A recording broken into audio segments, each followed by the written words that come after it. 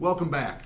I'm back here with Jeff Posey with Genesis Contractor Solutions, and we're going to discuss a financial snapshot that's going to help you as an entrepreneur determine if you have a cash flow issue.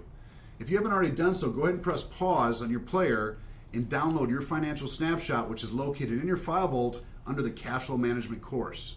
All right, Jeff, let's talk about the first line item here, revenue. Now, most guys, we're all after. We're all after that. Most guys know what their revenue is. I think if you call a contractor, he hopefully knows what his week to date, his month to date, and his year to date revenue is. Right. But this first line item here, hey, it's something your CFO can dump in here. Believe it or not, some guys don't know down to the week to date, month to date, year to date what their revenue is at all times. I like to know that. We broke this up into 3 columns. And look, the revenue is one thing. I think most guys know what that is.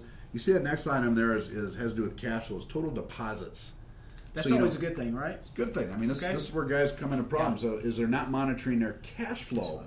And so look, I could do a whole course. Heck, you and I could probably do a 10-day course on cash flow management. Right. Break out the old MBA manuals and all that stuff. But look, really these guys, get simple. Yeah, these guys are busy. Let's keep it simple. This financial snapshot, if we just go over these basic line items here into 3 or 4 main things which contractors need to know, at least on a weekly basis. What is their cash flow at? Right. Plus or minus. What's their outstanding accounts payable due and how is it aged? What's their outstanding AR due and how old is it? And then what is their cash flow management? What is their overhead as a percentage of sales? This one sheet combines all that information because you can't get this out of QuickBooks. That's correct. You have to get some of this out of QuickBooks and dump it in, but unfortunately QuickBooks doesn't give you a report like this. So I created this actually after that pain in Florida. I never wanted to know. I never wanted to find out too late that my sales were slowing down and my overhead was too high. Right. Or that my bills were looming because I wasn't paying attention. I just assumed everything was going okay. That's right. So a long time ago, I made a rule that my CFO or my accounts payable manager would send me this every Friday, at minimum every 2 weeks, and they'd complain because it takes them an hour to put this information here. But I'll tell you what, this one sheet of paper, when I had this sitting in front of me, I could tell, because I was at one time I was running between 10 offices. I could tell very quickly if there's a problem and why. So let's just go over a couple of these things and talk about them. Number one is your deposits. So as you know, insurance restoration, we're dealing with ACV checks and living on depreciation. So although our contract says, yeah, man, we got $100,000 in sales, contracted sales. Right. I might have got a $20,000 check. So in the world of cash flow, I got $20,000, not $100. So that's all our week to date, month to date, year to date deposits of AR coming in and ACV checks, or your ACV and depreciation checks. Okay. The next line items are our main job costs. Your materials, your labor bills, and your sales commissions. Right. Not to be construed with overhead. And the reason we separate those is because I want to know my overhead, which is my office payroll, my office expense, my printing, my shirts. Consider fixed expenses. Fixed expenses, or what we're trying to do is the one sales guys hate, the overhead allocation. That's right. Most guys percentage of what it's costing you to operate your office. Most guys are running at 10% overhead. Right. And I was a sales guy once too, and I used to bitch. I was actually That's 13. right. I was 13.5% back in 1999. I was like, man, everybody else is at 5. This is back when everybody else was at 5. Now everybody's at 10, but my company's at 13.5, and I used to hate overhead. Well, I'll tell you what, after doing this exercise as an owner over several years, I realized that overhead's a real number. When you start putting it down on paper, it is. These guys are spending 10, 15, sometimes 20%, and they don't even know it.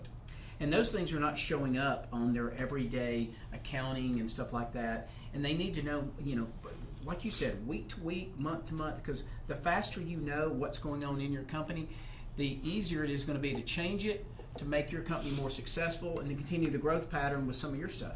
Yeah. I'll tell you, one year we did this exercise in the last 5 years of my old company, and outliers will start to stand out. Like you'll see shirts, just something, and it was under uniforms. Shirts one year across 10 offices was something like $26,000 at year to date. Wow. And I'm like, guys, what is going on with the shirts? Well, guys were coming in. We didn't have any accountability rules, so guys don't wash their shirts. Hey, I'll go grab 2 new ones out of the closet. And so after seeing a year to date bill of $26,000 in shirts, we made a simple rule. The sales guy got 2 shirts, which went on his draw. And if he went in and grabbed another shirt, now we locked the shirts up. The next shirt went on his draw. Guess what? They suddenly started washing their shirts, and they only took 2 or 3 instead of 20 over a period of 3 months. So our $26,000 year-to-date shirt bill shrunk down to like something more reasonable, like $5,000 or $6,000. So, but you can start to see outliers in this stuff, and so you really have to look at this stuff. And really, if we look at one big number that stands out here is the year-to-date sales. Now this was an office that was downsized, and you can tell why. The sales are actually really low for year-to-date, 204. 26% was our overhead as a percentage of sales. Wow. And that's why when your sales are going down, your overhead don't change. That's right. Fixed expenses again. And when that sales guy says, hey man, you guys don't spend 10%. Well, if you're only selling a couple $100,000 a month, your overhead could actually be higher than 10%. It could be 15, 20. It's rated as a percentage of sales. And that's when you know have a problem. I'll tell you another line item that would be great for a lot of these guys to see is discounts. And we used to have discounts under if you gave away the deductible, gave part of the deductible, whatever it was, discounts showed up. At the end of the month, if you see what's going on there, and that's a pretty big number, you realize that if that number was collected, it would have gone down to the bottom line too. So that's also very interesting to really see factual numbers, not just trying to keep it in your head, because when you're moving as fast as I know some of you guys are with growing and stuff, I know that every day you don't realize what you're spending or what's coming in or what's not coming in. And this thing that Anthony has put together on this day-to-day is really good. Well, it helps you. I think it helps. Look, the owner's out. He's running around with salespeople. He's building jobs. He's managing builds. He's doing all kinds of stuff. Right. They have very little time to sit in the world of QuickBooks and try to make this analysis. This is something you want to absolutely delegate to your AP manager, or if you're lucky to have a CFO if you're a big company, but somebody who's handling your QuickBooks. Take a half an hour every week or two and dump this information, download in this report, because we can quickly look at this, Jeff, and we can see, hey, our percentage of our overhead as a percentage of sales is 26%. Is that a problem? Very high. Yeah. Right. Our overhead is eating up our cash flow because we don't have enough sales coming in. So that would tell me, A, I need to fly into that office and go build a sales team or invest some time and money into sales. Right. Something's going on. Fire the sales manager. Maybe I don't have one. Maybe I need one. Something's going on in sales there because our overhead's way too high. I also need to go in there and start cutting some heads and overhead. So you have two choices in my situation. Either I got to go in there and start cutting overhead, or I need to go in there and start building sales. And driving revenue. That's up to the entrepreneur to figure out. The other big thing that we're pointing out here is our accounts payable due. So whether I have, I might have ABC, Beacon, Allied, I might have all these bills. I think it's very important to know on a snapshot, how much is that really sitting out there and how old is it all? Because over here, I'm going to start, at 60 days plus, I might start getting some collection letters, right? And you're going to start slowing production. They might cut me off on material credit. So this is a great information for an owner to know. Obviously, I need to know my cash on hand. In this situation, $12,000, not a lot of cash. It's not going to make your material pay bill, is it? No. So. It's not going to actually cut my material bill. The only positive thing on this report is that I do have some sizable AR. And if I look here real quick, I got 24,000 over 45 days, I got 30,000 over 31 days, and I got 15 at 1 to 30.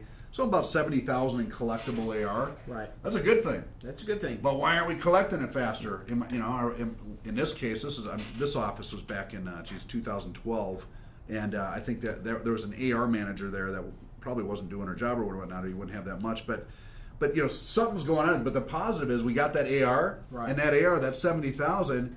Could wipe out the 50 or 60,000 of material bills, so we're good there. Right. The problem is if I don't collect that AR fast enough, this overhead is going to eat all that AR as it comes in. And I'm literally going to use that AR to pay for my overhead because my sales are slow versus actually paying off those bills, and then I'm in a pickle. That's right. Time is money. Time is money. So if this 70,000 was sitting in, it would make this look totally different as far as also the driving the revenue and the sales. Getting it up and not worrying about trying to get that in and get the material bills paid. Exactly.